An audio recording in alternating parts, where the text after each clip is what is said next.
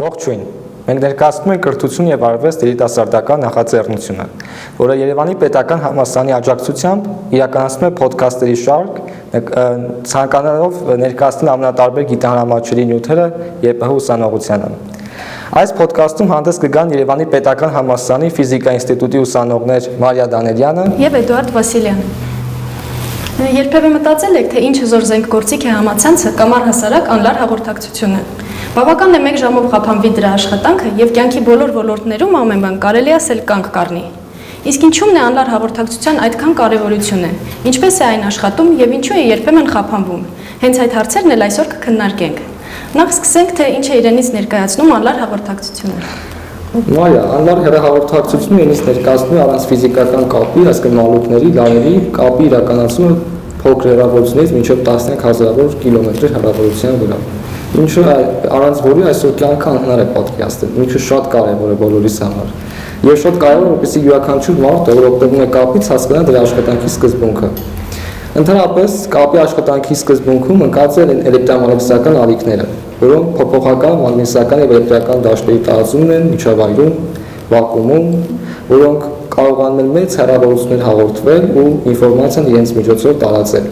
Եվ թվում է, թե ինչպես կարող է էլեկտրամագնիսական ալիքը երբ օրինակ ինչ-որ վիդեո ինֆորմացիա տարածի կամ պատկեր տարածի, թվում է, թե անհնար է, բայց փաստորեն դա հնարավոր է եւ դա հնարավոր է շնորհիվ այն բանի, որ այդ ազդանշանները մշակվում են, ամենատարբեր փոփոխությունների են ենթարկվում եւ փաստորեն հաղորդվում։ Իրականում անլար հեռահաղորդակցությունը այդքան էլ անլար չէ, որովհետև բազային կայանները, որոնք հանդիսանում են կապի կենտրոնական հանգույց, միմյանց շատ հաճախ կապվում են ստորգետնյա կամ ստորջրյա մալուխներով, որոնցով էլ իրականացնում են ազդանշանների փոխանցումը մեծ հեռավորությունների վրա։ Ինչևէ, իսկ ինչպես է իրականացվում անլար հեռահաղորդակցության անխափան աշխատանքը։ Այդ էլեկտրամագնիսական ալիքները ենթարկվում են մոդուլյացիաների, որոնք հիմնականում 3 տեսակի են լինում՝ ամպլիտուդային, փուլային եւ հաճախային։ Այ օրինակ մենք օգտվում ենք ռադիոից, FM եկեղեցու ցանկացած ռադիոհաճախության կողքին։ Դա հենց նշանակում է, որ ռադիոյի հիմքում ընկած է հաճախային մոդուլյացիան ինֆորմացիայի գրանցման, այսինքն էլեկտրամագնիսական ալիքի հաճախությունը փոփոխվում է, որի արդյունքում ձայնային ազդանշանները մի ռադիոկայանից հաղորդում են մյուսին կամ ընդունող սարքերին եւ այդպես ինֆորմացիան փոխանցվում է։ Ամպլիտուդայինի դեպքում փոփոխվում է էլմագ ալիքի ամպլիտուդը։ Այն ավելի պարզ մեթոդ է, բայց բավականին անորակ։ Եվ փուլայինը ամենաբարձրն է, այդ դեպքում ամբողջ ալիքի փուլն է փոփոխում ինֆորմացիան հաղորդելու համար, ինքը թվային տեխնոլոգիաների մեջ է շատ օգտագործվում եւ մեր համար այդքան հասանելի մեթոդ չի։ Ամեն դեպքում այսօր 3 մեթոդներ կիրառելի են, մասնավորապես հիմնականում ավելի զարգացած թվային տեխնոլոգիայի դեպքում ասացի փուլայինն է, իսկ մեր սովորական ռադիոկայանները FM մոդուլյացիան է։ Ընդ որում ամեն ռադիոկայան ունի այսպես իր հաճախությունների տիրույթը, որից դուրս գալ չի կարող, դա որոշում է պետությունը, տրամադրում նրանց միջակայք հաճախությունների, օրինակ 109.5-ից մինչև օրինակ 112 Հz, իրենք այդ տիրույթում ինֆորմացիան հաղորդում են։ Իսկ ընդհանրապես դու ասացի բազային կայանների մասին, ներկայացնես ինչ են դրանք, ինչպես է լինում այդ ազդանշանների հաղորդումը, ընդունումը։ Հաղորդիչ սարքի ալեհավաքը էլեկտրական դաշտի ազդեցությամբ ստեղծում է էլեկտրամագնիսական ալիք, որը իր վրա կրելով տեղեկույթը օդով տարածում է այն մինչև ընդունիչ սարք։ Ընդունիչ սարքի ալեհավաքն էլ իր վրա կրելով այդ էլեկտրամագնիսական ալիքը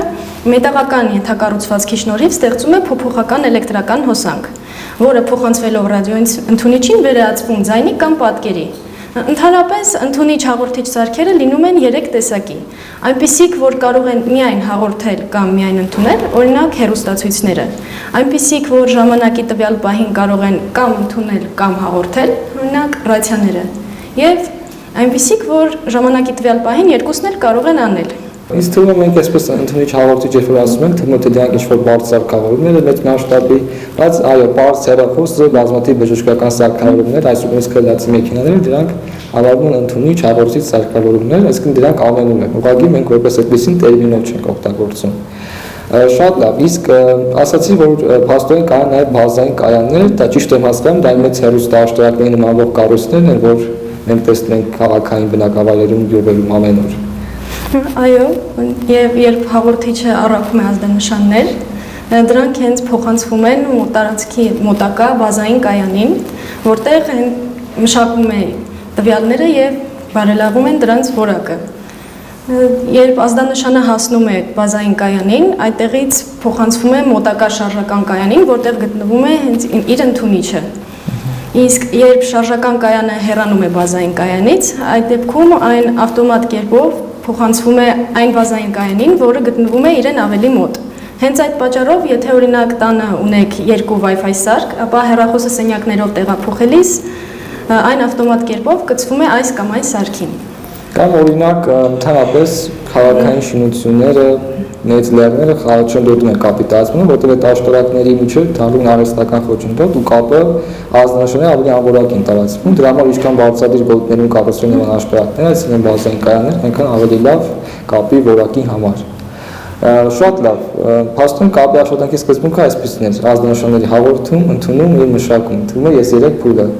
Պետք է նշել, որ անլավ հեռահաղորդակցման առաջին տարբերակը 1980-ականներին մշակվեց, դա հենց առաջին G կապն էր, first generation, թե ինչ որ գրում 1G։ Եվ այս ժամանակ մարդիկ հիմնական օգտագործում են մալուխային կապը եւ դժվար է բոլորին համոզել, որ եկեք օրինակ հրաժարվեք ձեր ունեցած մալուխային կապից, օգտագործեք անլար կապը, ընդ որում այն ժամանակ շատ այն թույլ էր, 5-ից 10 կիլոմետր էր հասնում այդ հեռավորությունը ու հիմնական ինչ-որ տեղական զանգեր լինում կատարել, օրինակ ինչ-որ թաղամասի մեջ կամ ինչ-որ քաղաքի մեջ, հիմնական ԱՄՆ-ում, Ճապոնիայում են կիրառում, այսինքն այդքան մեծ հասանելիություն չուներ աշխարհի 1G կապի, իսկ ինտերնետի մասին տակնալ խոստումներ չէր կարող, որտեղ հազիվ օրինակ հեռախոսակապն էր նորմալ աշխատում։ Հետո եկավ 2G-ն, որը 1990-ականներին ներդրվեց, արդեն ոչ միայն լինում էր զանգեր կատարել, ընդ որում ավելի որակյալ, այլ նաև լինում էր կարճ SMS-ներ հաղորդել եւ շատ թույլ տվյալներ հաղորդել, այսինքն սա ինտերնետի կարելի ասել հիմքերն էր դրվում, բայց ոչ այն մեծ արագությամբ ու հասանելիությամբ, ինչ որ մենք այսօր գիտենք, բարձր գինը ավելի թանկ էր եւ ոչ բոլորին էր հասանելի։ Եվ եթե 1G կապը օգտագործում է հաճախային մոդուլյացիա եւ շատ հաջող կարելի է գաղտնի լսել այդ զանգերը, 2G-ն արդեն GMSK հաճախություններ օգտագործում մոդուլյացիան եւ ավելի դժվար է կողմնակի միջամտություններ կատարելը։ Ինա օրինակ դու որ կապն ես օգտագործում, որ քեզ հասանելի թե ինչու ենք մենք դա օգտագործում։ Ես հիմա օգտագործում եմ 4G կապը։ Բայց օրինակ մեր մարզերում 3G-ն կա, 3G-ն արդեն ներդրվեց 2000-ականներին ու դարձավ այսպես ասած հեղափոխական, որովհետև առաջին անգամ ինտերնետ հասանելիություն տրվեց, այսինքն չեմ ասի շատ մեծ արագությամբ, բայց բավարար արագությամբ դիտում է մեծ ինֆորմացիա հաղորդել ազդանշաններ եւ լավ հեռախոսային կապ կար եւ SMS հաղորդակցությունների հնարավորություն եւ ինտերնետ եւ կարելի ասել արդեն սկսվեց տեխնոլոգիաների լայն թափով զարգացումը ու լավ հիմք դարձավ, որպեսզի 4G կապն զարգանա։ Հիմա ինձ թվում է ես էլ ու այստեղ մեր շատ-շատերը Հայաստանում օգտվում են հենց 4G կապից կամ դրա long term evolution տարբերակից, որը արդեն թույլ է տալիս եւ լավ վիդեո հասանելիություն, այսինքն որակյալ եւ տվյալների արագ ներբեռնում եւ կապի հնարավորություն աշխարհի մի ծայրից մյուսը, դրա ուշացումը մոտ 5-ից 6 միլիվարկյան է, այսինքն ազդանշանի այդ կարճ ժամանակամիջոցում հասնում է մի կայանից մյուս կայանը եւ այլի բավական մեծ արագություն ունի, բայց ինձ թվում է Ինչքան ենք այս կապի մասին խոսենք, այսօր ամենաառաջնայինը դա 5G կապն է, կուզեմ եթե հնարավոր պատմես 5G կապի մասին։ 5G, այսինքն 5-րդ սերնդի բջջային ցանցը, ապահովում է երբևէ ամենաարագ ինտերնետ արագությունը, եւ բացի դրանից այն օժտված է մի շարք առավելություններով։ Առաջին, ինչպես նշեցի, բարձրացված արագությունն է, այն ապահովում է մոտ 10 գիգաբիտ վայրկյան արագություն, որը համեմատականության համար մոտ 100 անգամ ավելի արագ է, քան 4G կապի արագությունը, այսինքն տեսանյութերը, որոնց ներբեռնումը 4G դեպքում տևում են րոպեներ, 5G միջոցով կարող ենք իրականացնել վայրկյանների ընթացքում։ 5G կապի հաջորդ առավելությունը դա նվազեցված ուշացումն է։ Իսկն ազդանշանի աղբյուրից դեպի նպատակակետ եւ հետ գնալու ժամանակը զգալիորեն կրճատվում է 5G ցանցում։ Եթե 4G ցանցում այն մոտ 20-ից 30 միլիվայրկյան է, ապա 5G-ն նվազեցրել է այդ հարցման արդյունքի ստացման ժամանակը մինչև 1 միլիվայրկյան։ Իսկ սա հատկապես կարևոր է ակնթարթային արձագանք պահանջող ծրագրերի համար։ Եվ երրորդ առավելությունը դա բարձրացված հզորությունն է։ 5G-ն թույլ է տալիս միացնել միաժամանակ մեծ թվով սարքեր։ Իսկ մեր օրերում դա կարևոր է, քանի որ ոչ միայն հեռախոսները եւ համակարգիչներն են պահանջում ինտերնետային կապ, այլ նաև տրանսպորտային միջոցները, քաղաքային ենթակառուցվածքները։ Նույնիսկ կենցաղային տեխնիկան, երբ որ այսօր նոր տեխնիկա է ձեռքբերում, կարելի ասել բոլորը աշխատում են այսպես Wi-Fi ցանցով կամ կապի միջոցով, այսինքն ամենուրեք պահանջարկը կա, ու եթե նման շատ քանակի սարքեր օրինակ 4G միացվեն, ապա աշխատանքը կսկսի ավելի դանդաղ լինել եւ կապը շատ հաջող կխափանվի, իսկ 5G-ն այնքան հզոր պետք է լինի, որ այդ ամեն ինչին դիմանա։ Եվ ինչ առավելություններ փաստորեն կարող է տալ այսօրվա աշխարհին։ Այն լայնորեն կարող է կիրառվել բժշկության ոլորտում, որ թույլ տալ իրականացնել հեռավար վիրահատություններ։ Օրինակ, ինձ թվում է ժուրնալիստերին շատ դուր կգա, որովհետև 24 ժամ ենկավուն եթեր ապահովել 360 աստիճանով, լրիվ որակյալ, եւ որ մենք օրինակ հետևենք Ամերիկայում կատարվողին առանց ինչ-որ ուշացումների, թեպուս տավարքյաներ ուշացումը, բայց կարող է իրական աստեցություն ունենալ եւ նաեւ արդյոք օրինակ մենք տեսնում ենք, որ մեքենաներն են գցում 5G կապին, որի միջոցով հետևում ես մեքենան իր հոսքին քաղաքում, իմանում ես թե որտեղ են խցանումներ, որ ճանապարհով երթևեք ես, մի խոսքով կյանքը շատ ավելի հեշտանում է, ու դա շատ կարեւոր է։ Իսկ այսօր աշխարհում շատ խոսում են, որ լի է թերություններով, ռիսկերով, վտանգներով, շատ մարդիկ դա համարում են ինչ-որ մեծ քաոս, որ կարող ես ասել մոտավոր ինչ վտանգների մասին է խոսքը գնում։ Անշուշտ բացի առավելություններից, այն ունի մի շարք առողջապահական եւ բնապահպանական մտահոգություններ։ Առողջապահական մտահոգությունները հիմնականում կապված են բարձր հաճախանության միլիմետրային ալիքների հետ, որոնք մտահոգություններ են առաջացրել 5G ճառագայթման երկարատև ազդեցության հնարավոր վատ հետևանքների վերաբերյալ։ Չնայած որ առողջապահական համաշխարհային կազմակերպությունը եւ մի շարք այլ առողջապահական մարմիններ հաստատել են, որ չկան վերջնական ապացույցներ, որ ցածր հաճախայնության էլեկտրամագնիսական դաշտերը կարող են վատ ազդեցություն ունենալ մարդու առողջության վրա, թերահավատությունը այնուամենայնիվ պահպանվում է մի շարք ոլորտներում։ Պատճառն այն է, որ էլեկտրամագնիսական դաշտերի ազդեցությունը կարող է ազդել հյուսվածքների վրա, մի փոքր չափով բարձրացնելով դրանց ջերմաստիճանը, սակայն դա կարող է կարգավորվել մարմնի կողմից։ Մինչդեռ որոշակի շեմից ավելի բարձր ազդեցությունը կարող է հանգեցնել լուրջ հետևանքների, ինչպիսին է ջերմային հարվածը կամ հյուսվածքների վնասումը։ Իսկ հաջորդ մտահոգությունը, թե բնապահպանական, հիմնականում կապված է էներգիայի սպառման հետ։ 5G ցանցերի տեղակայումը բերում է բջջային ալեհավաքների եւ կապի կենտրոնների զգալի աճի։ Կառուցվածքները կդառնան պատուհաս բնության համար, որտեղ պետք է շատ էլեկտրաէներգիա արտադրվի, իսկ արտադրում են հիմնականում ջերմաէլեկտրակայանները։ Իսկ կենտրոնական ռուսական աշխարհի վրա եւս մեկ մտահոգության պատճառ, թե ինչ ազդեցություն կարող է ունենալ 5G ցանցերը կենթանիների, միջատների, թռչունների վրա, հետազոտությունները մինչ օրս շարունակվում են, սակայն կրկին չկան ինչ-որ փաստեր, որ կպնդեն դրանց վատ ազդեցության վրա։ Ինձ թվում է, որ